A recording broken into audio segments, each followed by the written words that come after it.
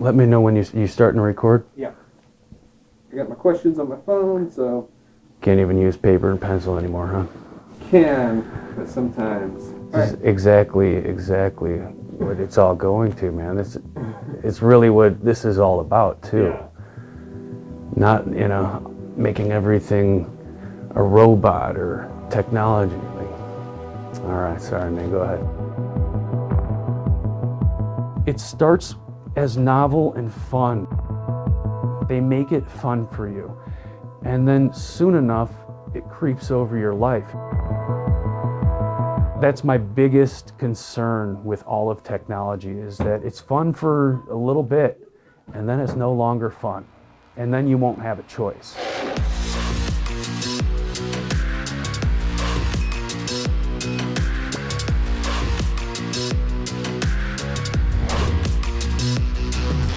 Everywhere we go, we are being tracked and monitored. And as technology evolves, it may seem like surveillance culture is unavoidable. For Brute, I'm meeting up with 3 people who are using fashion and art to disrupt surveillance.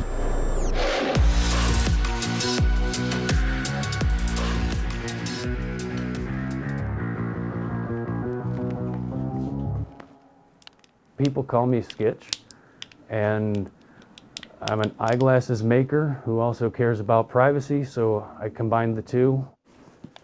I've always just been private, and I've never liked being on camera, even when I was a kid. Reflecticals work on 2 concepts. One is an infrared absorbing lens, and then the other concept is a reflective element that is applied to the frame.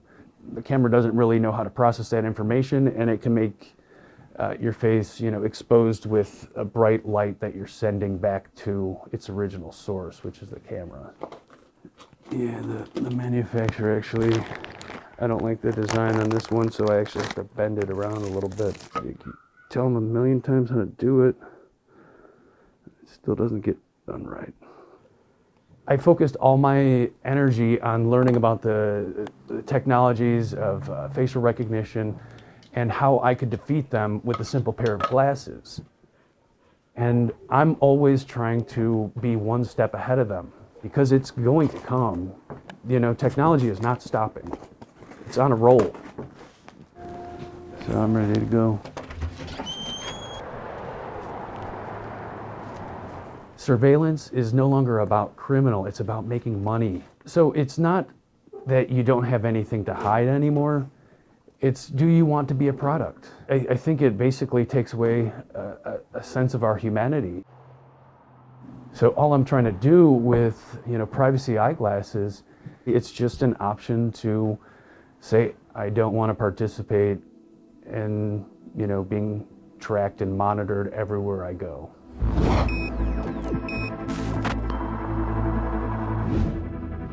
After meeting with Skitch, I came to Providence, Rhode Island to meet with Leo Salvaggio, who instead of protecting his identity, decided to sacrifice it.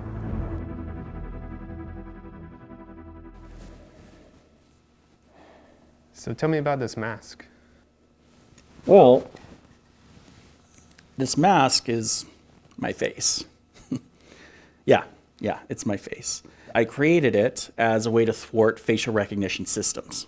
When someone goes out into public and they put on this mask, surveillance cameras will essentially attribute all of their actions as my own.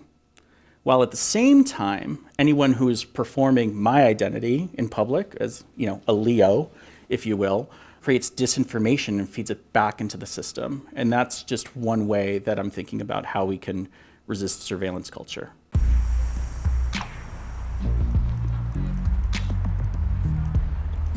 I created You're Me Surveillance because I'm really concerned about what surveillance culture will do to what it means to be human. When we are watched or observed, we alter our behavior. The reality is that we're always constantly watched and observed. I remember being like a kid and if I knew my mom was watching me, I was just a much better kid, right? I was a much better kid than when I was alone. And now, literally Big Brother is watching us all the time. Who are we gonna be when we're constantly on guard and being measured to a value system that we didn't sign up for? Join me. You are me. I started with a white male face because that is my face. If you want to be invisible to surveillance, just be a white man in a suit. The sad reality is we don't live right now in a country where you could say the same about other faces, right? So there's this concept called surveillance, which is using surveillance technology against the surveillors or against the party in power.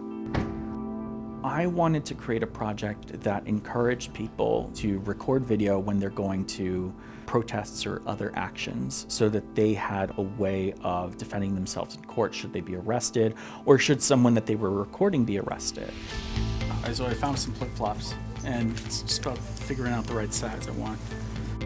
What it is it's an online archive of DIY tutorial design for body cameras that can be made out of household materials or things that you can source from the dollar store.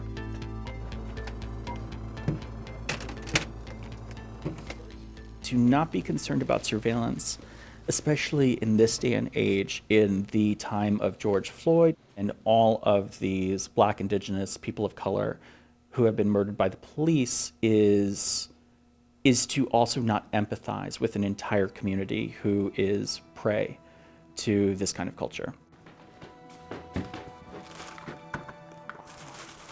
With the body cam project, I am very inspired by the materials that I find. To keep it from coming up, so I'm going to try. There's a huge part of me that just wants to try stupid things to try stupid things. Why not take 2 steering wheel covers and a flip-flop and see what you could do with it?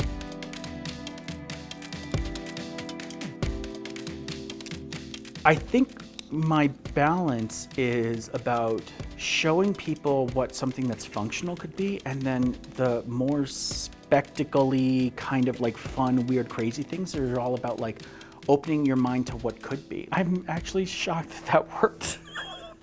I didn't do all of the other things that I did to the other one, but with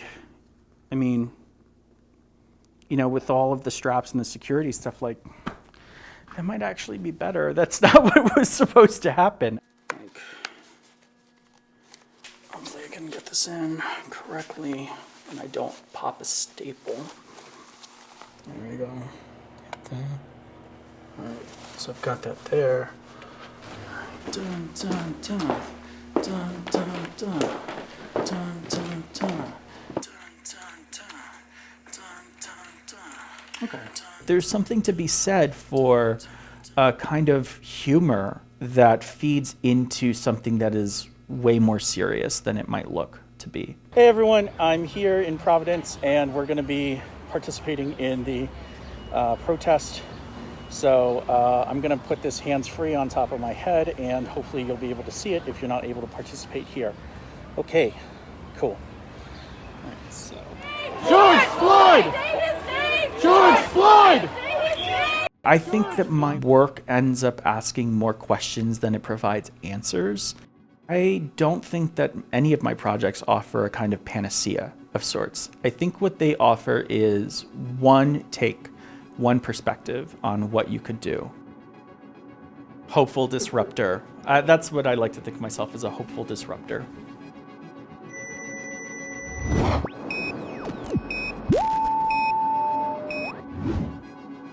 I drove out to the Columbia River Gorge in Washington to meet with Kate Bratash, who created a fashion line that floods license plate readers with fake data.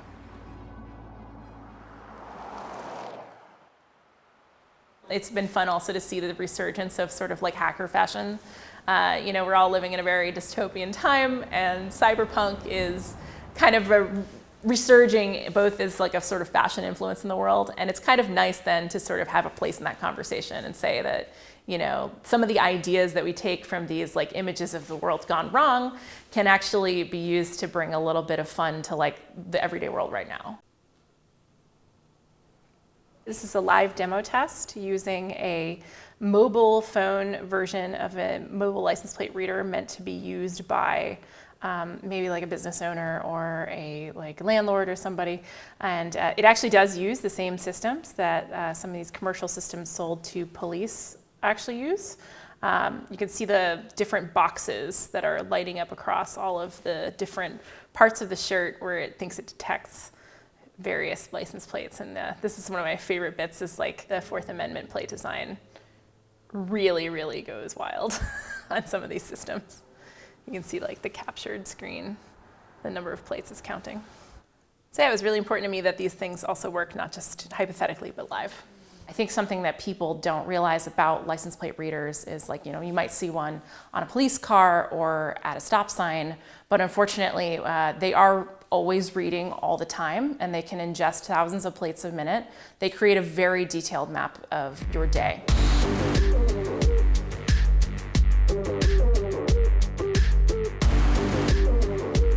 Hopefully by showing that they could be affected by something as simple as like a piece of clothing, that we kind of question sort of the places these systems have in our society. These systems are not that smart, and they don't work most of the time. And even if they did, we should ask very important questions about, you know, like, should this be something we have to accept in the world? I was living in Los Angeles up until very recently. And Los Angeles is one of the surveillance capitals of the country. We imagine that people have different values between like, oh, city people versus like rural country folk. But like, I think all of us together have an intuitive sense of the fact that we have the right to privacy. And I think that that's something that I think can really, really, if we let it, like, bring us all together. The future of facial recognition, I think, is going to be a battle.